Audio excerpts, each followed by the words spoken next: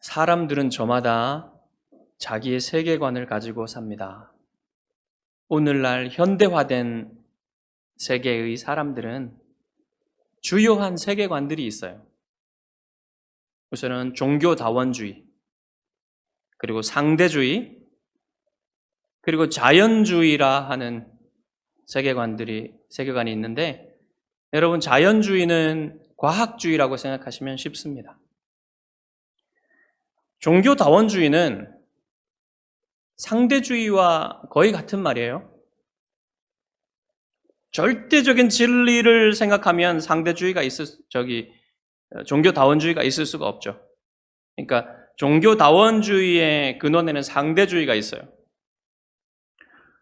그리고 자연주의는 세속주의와 연관이 되어 있습니다. 세속주의라 하는 것은 우리의 모든 생각 가운데 신적인 것들을 제거하는 거예요. 기적들이나 신의 모든 일들, 신에 관한 생각들, 이런 것들을 다 제거하고 나면 자연 법칙만 남겠죠.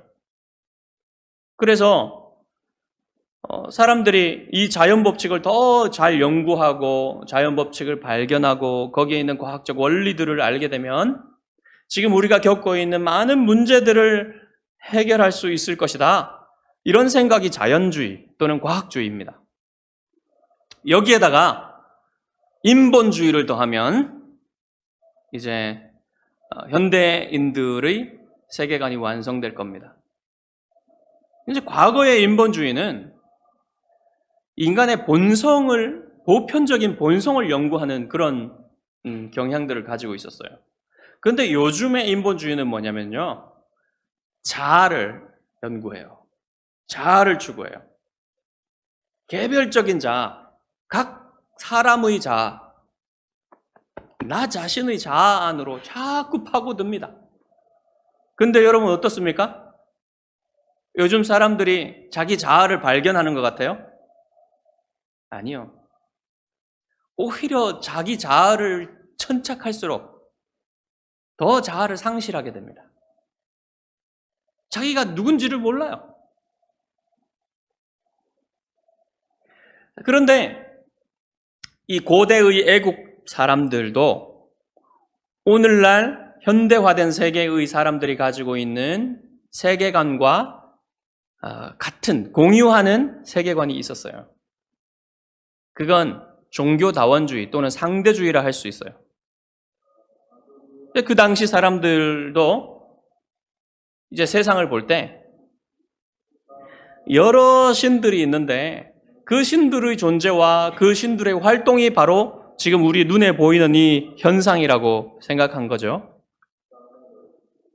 한 신이 있는 게 아니라 여러 신들이 있어서 그 신들의 존재와 그 신들이 서로 관계 맺고 그 신들이 활동하는 그것이 지금 일어나는 이 사건들과 현상이다. 이렇게 생각했던 거예요. 오늘 본문에 이제 그 첫 번째 재앙이 나오는데 이런 거짓된 세계관을 신화로 만들어가지고 그 자기들이 생각하고 있었던 그 신들을 이제 새겨가지고 우상을 만드는 겁니다. 그 우상들을 섬기고 있었던 이 사람들이에요. 애굽 사람들이에요. 이제 그 애굽 사람들에게 여호와께서 하시려고 하시는 게 뭐냐면 자기 자신이 누구신지, 여호와께서 누구신지 알리시려는 계획을 가지고 있었습니다. 이 하나님을 알아야 이 사람들이 가지고 있었던 이 거짓된 세계관, 거짓된 신앙이 무너질 거 아닙니까? 그리고 하나님을 알아야 진정한 자유와 행복을 누릴 수 있기 때문에 하나님이 자기를 알려주시고자 하시는 거예요. 애굽 왕 바로는 내 맏아들을 보내라 하시는 하나님의 요구를 이미 들었죠. 그것을 알고 있음에도 불구하고 보내지 않고 있습니다. 저항하고 있어요. 우리가 지난주에 그것을 살펴보았습니다. 모세와 아론이 바로 앞에 가가지고 지팡이를 던져서 이적을 행하는 것을 보고도 바로는 마음을 바꾸지 않고 오히려 더 마음이 강팍하여졌다, 딱딱하여졌다 그랬습니다. 모두 이제 여호와께서 말씀하신 대로 되어 가는 거예요. 이제 여호와께서는 이 저항하는 바로에게 어떻게 합니까? 자기의 이름을 알리시려고, 여호와께서 누구신지를 알리시려고 이제 재앙을, 10가지 재앙을 베푸시는 거예요. 자, 여호와께서는 모세에게 다시 한번 바로에게 가서 메시지를 전하라 이렇게 말씀하셨습니다. 오늘 이제 본문을 보겠습니다. 여호와께서 모세에게 이르시되 바로의 마음이 완강하여 백성 보내기를 거절하는도다. 아침에 너는 바로에게로 가라. 보라, 그가 물 있는 곳으로 나오리니 너는 나일강가에 서서 그를 맞으며 그 뱀 되었던 지팡이를 손에 잡고 그에게 이르기를 히브리 사람의 하나님 여호와께서 나를 왕에게 보내어 이르시되 내 백성을 보내라. 그러면 그들이 광야에서 나를 섬길 것이니라 하였으나 이제까지 내가 듣지 아니하도다. 여호와가 이같이 이르노니 내가 이로 말미암아 나를 여호와인 줄 알리라. 볼지어다 내가 내 손의 지팡이로 나일강을 치면 그것이 피로 변하고 나일강에 고기가 죽고 그 물에서는 악취가 나리니 애굽 사람들이 그 강물 마시기를 싫어하리라 하라. 이렇게 말하라는 거예요. 가서 이제 바로가 아침에 나일강으로 나올 거라 그랬는데 무엇하러 나올 거라는 얘기는 안 하죠. 확실히 이유는 알 수 없지만 지난번에 공주가 이 모세를 건질 때 나일강으로 나왔잖아요. 산책하러 아침에 나올 수도 있고 종교적인 의식을 행하러 나올 수도 있습니다. 그러니까 바로가 이 나일강에 와가지고 이 나일강의 신들을 축복하면서 이 나일강의 신들에게 찬양을 드리며 무슨 의식을 할 수 있겠죠? 그럴 가능성이 가장 큰 것 같습니다. 모세는 나일강에서 바로를 만나요. 거기서 다시 한번 여호와의 요구를 전합니다. 내 백성을 보내라. 네? 콧방귀도 안 끼죠. 여기서부터 10가지 재앙이 시작되는데요. 이 10가지 재앙을 구분하는 3가지 방법이 있습니다. 첫 번째는 애굽에는 약 80가지 주요한 신들이 있었다고 해요. 신화에 보면. 그 신화에 나오는 그 거짓 신들이 관계하는 영역들이 있어요. 자연의 영역들이 있습니다. 그 자연의 영역들을 기준으로 3가지로 나눠볼 수가 있어요. 먼저 나일강과 관계된 신들은 피재앙과 개구리 재앙으로 쳤습니다. 그리고 땅에 관계된 신들이 있어요. 땅에 관계된 신들은 이와 파리 그리고 가축의 전염병 그리고 악성 종양 이렇게 땅과 관련된 신들을 치는 재앙이 있었고요. 그 다음에 하늘과 관련된 재앙이 있습니다. 하늘과 관련된 재앙은 우박, 메뚜기 날아다니잖아요. 그 다음에 흑암, 태양을 막잖아요. 그 다음에 장자의 죽음, 마지막으로. 왜 장자의 죽음이 왜 하늘과 관련될까요? 바로가 태양신 라의 아들이라고 현현이라고 이렇게 생각을 했어요. 그렇기 때문에 태양신 라의 아들인 바로의 장자를 죽이는 것이 하늘과 관련된다는 겁니다. 그리고 두 번째로 나눠볼 수 있는 것은 이 재앙들을 2가지로 나눕니다. 뭐냐면 애굽의 술사들이 흉내 낼 수 있는 재앙과 흉내 낼 수 없는 재앙으로 나누는 거예요. 애굽의 술사들이 흉내 낼 수 있었던 재앙은 첫 번째 재앙과 두 번째 재앙밖에 없었습니다. 그리고 나머지는 다 그냥 따라 할 수가 없었어요. 그리고 세 번째 방법은 뭐냐면 이스라엘이 살고 있었던 고센 땅을 구별하는 재앙들이 있었어요. 네 번째 재앙, 파리 재앙부터. 파리 재앙 맞나요? 예, 맞아요. 네 번째 파리 재앙부터 고센 땅을 구별하여서 이스라엘 백성들은 이 재앙에서 벗어날 수 있도록, 제외될 수 있도록 이렇게 구분을 하십니다. 근데 여덟 번째 재앙, 메뚜기 재앙은 확실하게 그 구별을 하셨는지 안 했는지 설명을 안 해주고 있어요. 자, 이렇게 구분을 해놓고 오늘은 첫 번째 재앙을 살펴보겠습니다. 애굽 사람들에게 이 나일강만큼 중요한 것은 없어요, 여러분. 나일강이 뭐였습니까? 애굽 사람들에게 가장 중요한 식수의 원천이었어요. 그리고 애굽 사람들은 이 나일강이 범람하여서 만들어내는 비옥한 이 나일강 삼각주, 거기에서 모든 곡식들을 얻으며 농사를 짓고 풍요한 힘을 얻을 수가 있었습니다. 그리고 이 나일강이 물길을 제공해서 모든 운송수단과 이동수단을 제공했죠. 길이었어요. 그들의 주요한 길. 그리고 물고기가 많이 났겠죠. 단백질 공급원이었습니다. 그러니까 여러분, 모든 것이 관계되어 있는 거예요. 당시에 애굽 사람들의 삶의 모든 것이었어요, 거의. 나일강은.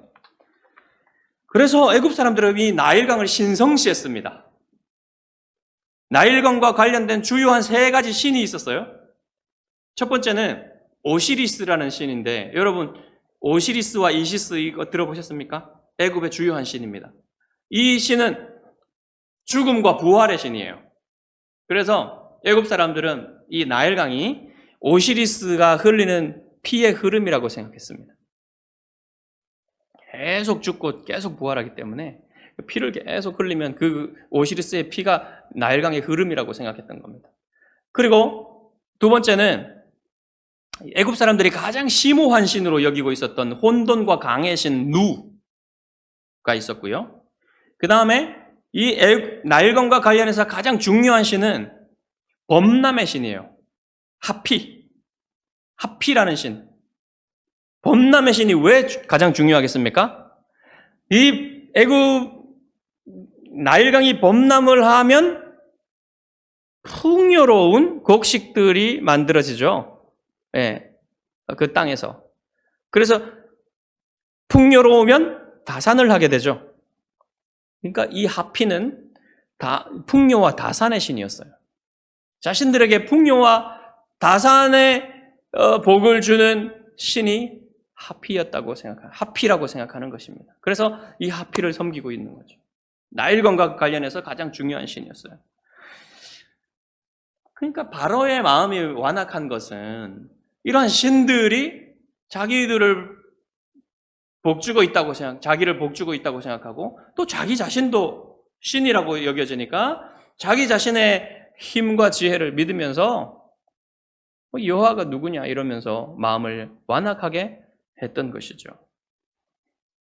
그런데 여러분, 이 거짓 신들에 대한 신앙을 다 제거하고 나면 실제로 바로에게 힘을 주는, 바로에게 능력을 주는 것이 무엇이겠습니까? 나일강이겠죠. 나일강에서 애굽의 힘이 나오는 겁니다. 그러니까 애굽은 이 나일강이 만든 이 삼각주 델타 지역이라고 하죠. 삼각형으로 된 그 삼각주. 그곳을 지키기 위해서 고대로부터 그 군사적 전략을 이곳을 지키는 것을 목표로 군사적 전략을 만들었습니다. 이것만 지키면 힘이 유지가 되는 거예요. 그러니까 얼마나 이 나일강이 중요하고 그들의 모든 것으로 여겨졌겠습니까? 그래서 이 애굽 사람들이 사실은 여러분, 이 애굽 사람들에게 이 땅을 주시고 이 나일강을 주신 분이 누구십니까? 하나님이시잖아요. 그러니까 애굽 사람들이 정당하게 그 고마움과 감사함을 표현하고 예배 드릴 분은 하나님이시잖아요. 그럼에도 불구하고 이 하나님이 주신 나일강과 이 삼각주의 힘을 이용해서 하나님께 저항하고 있는 거예요. 그러니까 하나님이 가장 먼저 이 나일강을 치시는 것이 이해가 되죠. 여호와께서 모세에게 명령하십니다. 아론에게 명령하기를 내 지팡이를 잡고 내 팔을 애굽의 물들과 강들과 운河와 목과 모든 호수 위에 내밀라 하라. 그것들이 피가 되리니 애굽 온 땅과 나무 그릇과 돌 그릇 안에 모두 피가 있으리라. 여호와께서 명령하신 대로 모세가 아론에게 명령합니다. 아론이 바로와 그의 신하들이 보는 가운데 나일강을 향하여 지팡이를 듭니다. 하나님은 나일강뿐만 아니라 모든 물들, 호수들, 운하들, 모든 물들을 향해서 들라고 했죠. 근데 어떻게 아론이 다 거기에 가가지고 손을 들겠어요. 그러니까 단 한 번만 지팡이를 이 모든 물들을 대표하는 나일강을 향하여 들죠. 그러니까 그것이 피로 변하게 됩니다. 지하수를 제외한 모든 지표면에 있는 물들이 다 피로 변했어요. 그때 여러분 어떤 주문도 하지 않았습니다. 어떤 특별한 제스처도 하지 않았어요. 그냥 하나님이 명령하신 대로 내 지팡이를 내밀라라고 말씀하신 대로 그대로 하니까 물이 피로 변했습니다. 여러분, 기적을 믿지 않는 학자들이 이것을 자연현상으로 설명해 보려고 많은 노력을 했습니다. 가장 여러분 설명할 만한 것이 뭐겠어요? 적조겠죠, 적조. 심각한 적조 현상이 있었다. 그렇지만 여러분, 그렇게 적조 현상으로 설명하기가 더 어려워요. 너무너무 힘듭니다. 그것도 맞춰보려면. 그래서 여러분, 정말로 하나님이 말씀하신 대로 그 물이 피로 변한 거예요. 화학적인 변화가 일어난 겁니다. 여러분, 예수님이 가나의 혼인잔치에서 물을 포도주로 만드셨죠? 그때 포도주 비스무리한 게 만들어진 게 아니에요.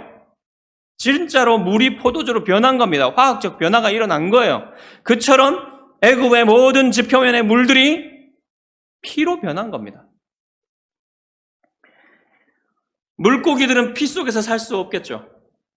그러니까 곧 물고기들이 죽어서 둥둥 떠오르고 그것이 썩어서 피와 함께 썩어서 악취를 풍깁니다.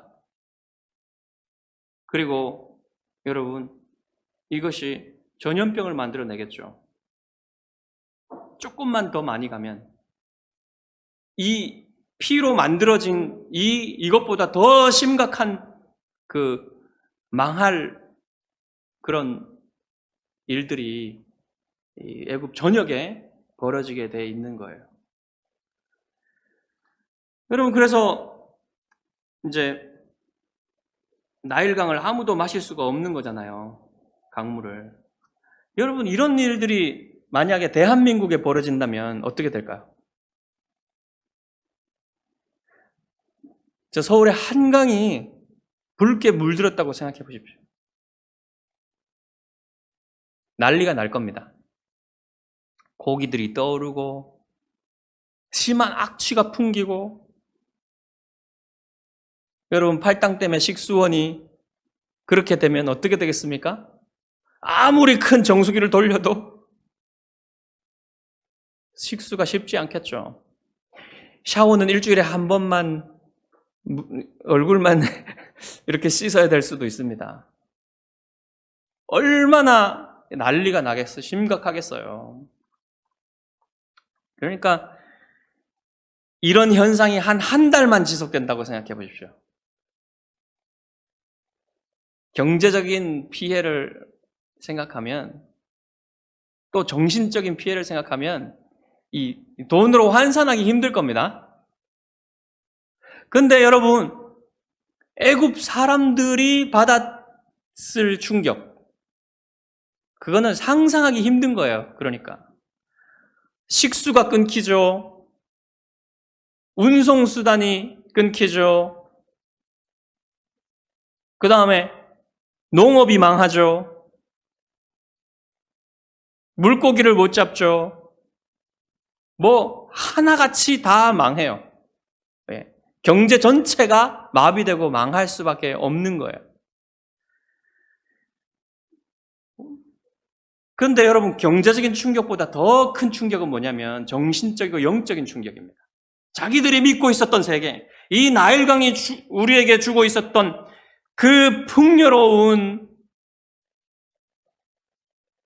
삶이, 하피가 주고 있었던 그 복이 눈앞에서 다 무너지고 있는 겁니다.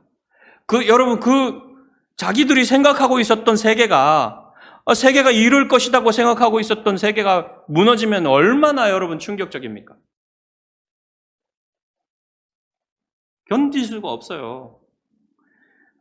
여러분, 세상을 어떻게 보아야 할지 모르면 얼마나 혼란스럽겠습니까? 내가 생각하고 있었던 세상이 아니네? 그것보다 여러분 충격적인 게 없는 거예요. 이게 눈앞에서 다 무너지고 있는 겁니다. 자기들의 그 세계관이. 그러니까 이 경우에는 나쁜 생각이죠. 그게 거짓된 생각이죠. 그게 무너지고 있으니까 좋을 수도 있습니다. 그런데 문제는 나쁜 것이 무너지면 거기에 좋은 것 또는 진리가 들어서야만 혼동이 안 생기고 좋을 터인데, 나쁜 생각만 무너지고 진리로 채워지지 않는다면요, 더 나쁜 게 들어가요. 더 혼동스러운 게 들어가요. 그게 문제입니다. 민수기 33장 4절에서 모세는 이 재앙들에 대해서 이렇게 말했습니다. 여호와께서 그들의 신들에게도 벌을 주셨더라. 여호와께서 애굽인들의 거짓 신앙을 깨뜨리셨고 그 거짓 신앙의 대상들이었던 사탄과 귀신들의 거짓을 깨뜨린 것입니다. 사실 여러분 19절에 보시면 우상들에 대한 얘기가 나오는데요. 오늘 우리 성경의 본문에는 우상들에 대한 얘기가 없지만 히브리어의 원문을 보시면 이것이 우상들에 대한 얘기임을 우리가 알 수가 있습니다. 마지막 부분에 보시면 19절, 나무 그릇과 돌 그릇 안에 모두 피가 있으리라 라는 표현이 있어요. 근데 여러분, 이것은 히브리어 원문으로 보면요, 나무 그릇과 돌 그릇이 아니라 나무와 돌입니다.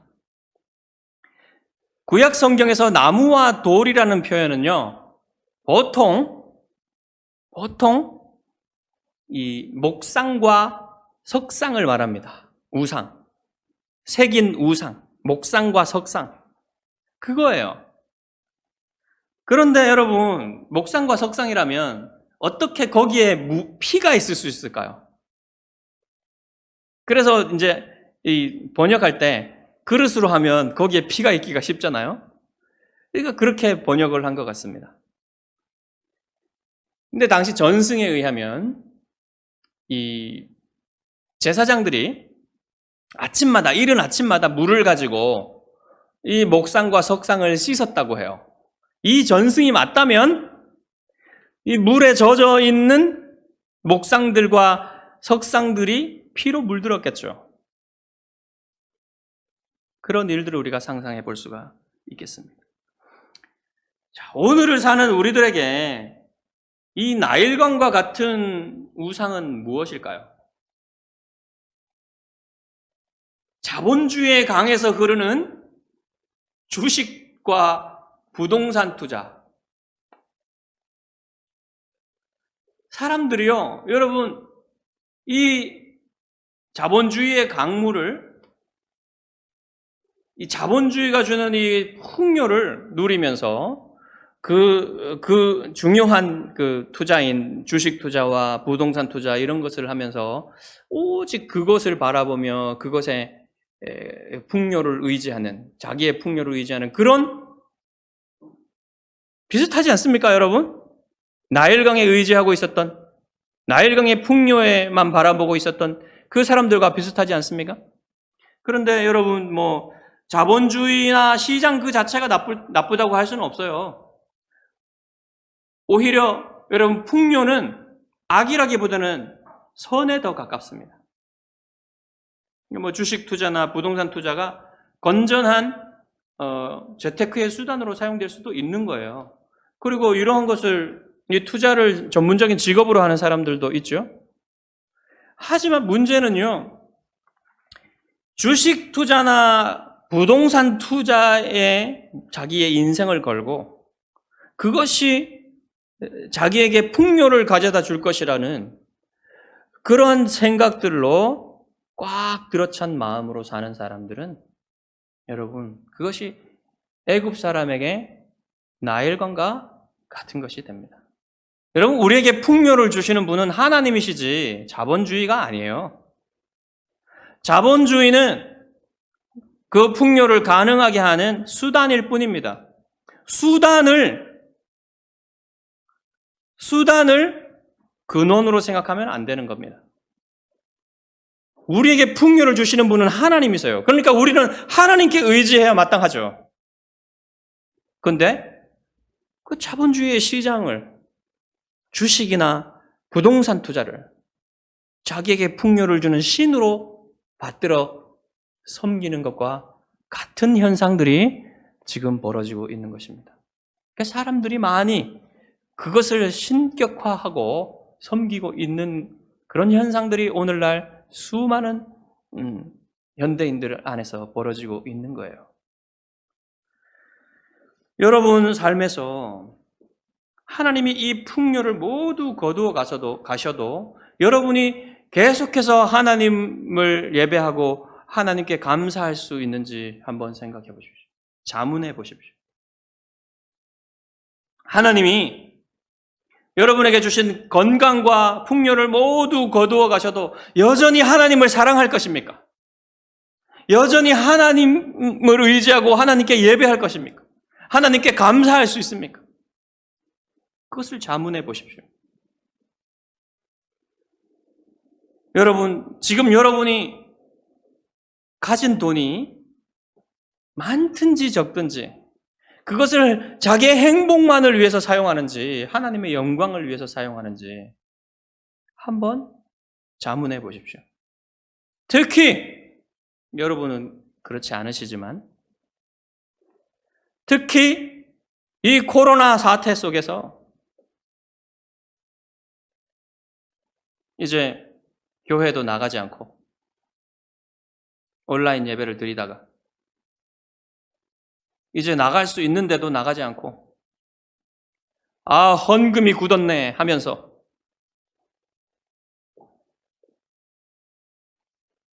마음속에 좋아하는 그런 생각들을 가진 분들이라면 자기 신앙의 진실성에 대해서 깊이 고민해 볼 일입니다. 하나님이 여러분을 가난하게 하시든지 부하게 하시든지 하나님만 의지하며 하나님을 사랑하며 그 어떤 상황에서도 하나님께 예배할 것인지 여러분 자문해 보십시오. 그렇게 자문해 보면 어느 정도 자기의 마음을 알 수가 있습니다. 정말로 자신이 자기에게 풍요를 주는 수단을 섬기고 있는지 하나님을 섬기고 있는지 알 수가 있는 거예요. 여러분의 영혼이 이 나일강을 숭배하던 애굽 사람들의 영혼과 같지 않기를 바랍니다. 하나님이 애굽의 거짓된 우상을 제거하실 때 바로와 애굽 사람들이 할 수 있는 최선의 일은 무엇이었겠습니까? 하나님께 회개하고 이스라엘을 놓아줘야 되죠. 그러면 고통에서 벗어날 수 있었을 거예요. 그런데 그렇게 하지 않습니다. 마음을 딱딱하게 하고 완악하게 하고 하나님의 뜻에 저항하는 사람들이 됩니다. 사람들은요, 회개하지 않고 하나님께 겸손해지기는커녕 이런 일들을 겪으면 그냥 자기들이 해오던 대로 그대로 살려고 합니다. 비극에 더 비극을 더하는 거죠. 애굽의 요술사들은 또다시 하나님의 기적을 흉내내요. 또다시 사탄의 힘에 의지하는 거죠. 요술사들이 물을 가져와서 피로 만듭니다. 그것을 보고 바로의 마음은 그대로 딱딱하게 굳어져 있는 거죠. 전혀 부드러워지지 않았어요. 이런 일을 겪어도.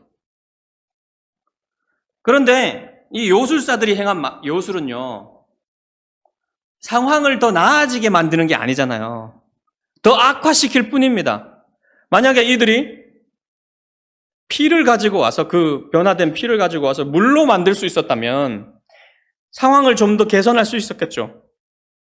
그러나 그게 아니라, 아이고, 얼마 되지도, 이제 남지도 않은 그 물을 가지고 와가지고 어디서 구했는지 모르겠지만, 그 물을 가지고 와서 그걸 피로 바꾼다고 했는들, 그게 무슨 도움이 되겠습니까? 오히려 더 나쁘게 해줘. 여러분, 사탄의 능력이 이런 겁니다. 사탄의 능력은 오히려 더 나쁘게 만드는 거예요. 악하게 만드는 거예요. 사탄은 선을 위해서는 아무런 일도 할 수 없어요. 사람들을 속이고 사람들을 파괴하는 일만 할 수 있는 게 그게 사탄의 능력이에요. 그러니까 사탄을 의지하고 사탄에게 협조하는 사람들은 자기의 인생이 이렇게 파괴될 것이라는 것을 깨달아야만 합니다.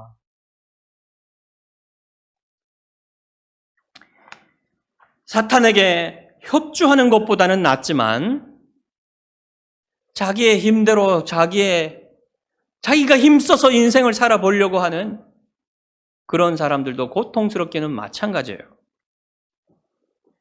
자기들이 신봉하던 나일강이 물을 주지 않자 어떻게 합니까? 오늘 본문의 마지막에 보면 뭐라고 합니까? 자기들이 나일강 주변을 파가지고 지하수를 얻었다고 하죠. 여러분, 우리의 하나님을 의지하지 않는 자기의 힘과 자기의 지혜를 의지하고 사는 사람들의 행태가 이런 겁니다. 하나님이 주신 것을 누리지 못하고 하나님이 주신 풍요를 누리지 못하고 오직 자기의 힘으로 살려고 하는 사람들은 고통스러운 땅을 파는 이런 고통스러운 삶을 살게 되는 거예요. 여러분, 하나님이 풍성하게 주시던 것이 끊어지면 하나님이 주시던 것이 얼마나 풍요로운 것이고 좋은 것인지 그때야 깨닫게 됩니다. 하나님이 주시던 것이 얼마나 감사한 것인지 그때야 알게 되는 거예요. 하지만 애굽 사람들은 그들에게 풍요와 생명을 주시는 하나님을 알려하지 않고 감사하지도 않고 거짓된 우상들을 섬기며 고통스러운 삶을 살아야 했습니다. 여러분, 우리는 코로나 사태를 겪으면서 마스크를 쓰지 않아도 얼마든지 숨쉬고 살 수 있었던 그 자유롭고 좋은 세상을 기억합니다. 그런데 지금 어떻게 되었습니까? 얼마나 불편합니까? 얼마나 고통스럽습니까? 하나님이요, 이러한 악한 바이러스가 이 세상에 창궐하지 않도록 이 자연계를 다스리시고 통제하셨기 때문에 이때까지 우리가 숨쉬고 살 수 있었던 거예요. 이렇게 편안하게 자유롭게 얼마든지 숨을 쉬면서 그렇게 살 수 있었던 거예요. 그렇지만 하나님이 그 자유를 조금만 제한하셔도 얼마나 여러분 우리가 살기 힘들어집니까? 여러분, 인간은요, 이렇게 자연이 조금만 변하고 우리가 살기 힘들게 만들어도 여러분, 견디기 힘든 연약한 존재들입니다. 여러분, 우리는 하나님이 하시는 일들을 보면서 겸손해져야 돼요. 정말 겸손해져야 됩니다. 이 모든 것들이 하나님이 주시는 세상이, 이 모든 풍요가, 이 모든 자유가 하나님이 우리에게 베푸시는 것임을 알아야 돼요. 여러분, 하나님의 은총이 없이는 우리가 얼마나 더 고통스러워질 수 있는지를 깨달아야만 합니다. 여러분, 바야흐로 4차 산업혁명과 AI의 시대라고 얘기를 하죠. 이때에 여러분, 우리가 과학 기술을 의지하고 살면 이 나일강 주변을 자기들이 파고 그곳에서 물을 얻으려 했던 이 사람들과 같이 고통스러울 것입니다. 오직 여러분, 우리는 우리에게 자유와 풍요를 주시는 하나님을 의지하고 하나님의 뜻대로 살아야 함을 명심하시기 바랍니다. 기도하겠습니다.